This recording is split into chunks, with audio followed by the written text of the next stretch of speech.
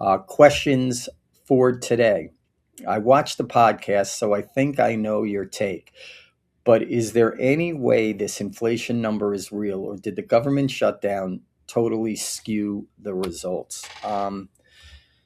Listen, the number is the number. I think in the rest of history of Donald Trump's presidency, there will be no true number that shows inflation. I think he's very concerned about that, and we're not going to see inflation at all moving forward. Even if it's here, they're going to skew the numbers. They skewed this number, but really, costs of everything are going up. So I wouldn't believe the number.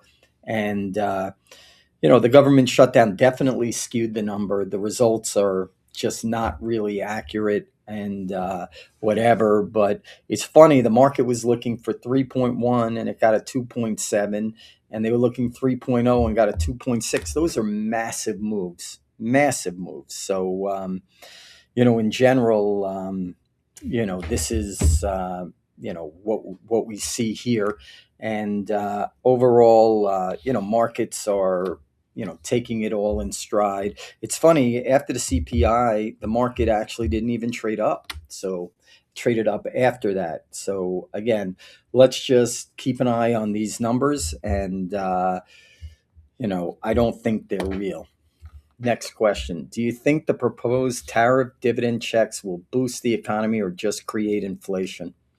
I don't think it's going to boost the economy, and I think it's not going to hit inflation. And I don't even know when they're coming or if they're coming. I mean, I'm more concerned with the midterm elections because I don't think they're going to get passed on any of this stuff moving forward, and that's a concern. So I don't know what the proposed tariff check is or when that's coming, but I don't think it'll have a massive impact on inflation. And I know the check shouldn't be more than 1,000 or two at the most. So obviously that's good money and it's meaningful, but I don't think it's going to create any more inflation. And I think it's a one-time gig, but I'm not so sure how and when it's coming. So I would say that. Do you think proposed tariff? Oh, I'm sorry. Same question. What impact do you see from the big beautiful bill? Um, um, I don't see a lot. Obviously there's going to be spending, etc. I'm just sitting here again. I talked a little on the podcast today. I mean, this is month 9 of up. Um, this is not really something that you see in general, and the markets are just skewed to the buy side. So the big beautiful bill will probably help push up the market more. So stay tuned. Next question. A couple of questions on spread trades. When the net amount declines below the recommended minimum, what is the reason why I should not take that lower net credit and just get a potentially reduced return, or is it purely risk reward?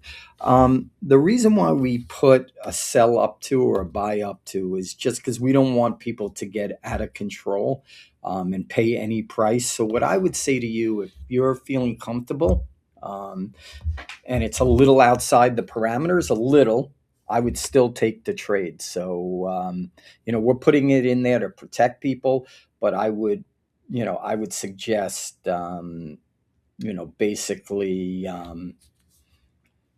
basically, not just going in at the market. Um, Next question. How do you decide what the minimum net credit will be? I mean, that we've talked about a lot. That's based on volatility, that's based on market movement and sort of what the market could give us. We've been doing it a little different this year because we were getting chopped up. We're going way farther out of the money and trying to get dollars and dollar fifties on our trades. So that's been that. Next year you'll probably see more aggressive credits. This year we wanted to stay really far outside the market. So it ended up working out and we turned positive after having a choppy year. But overall, I would think we're going to see more credits.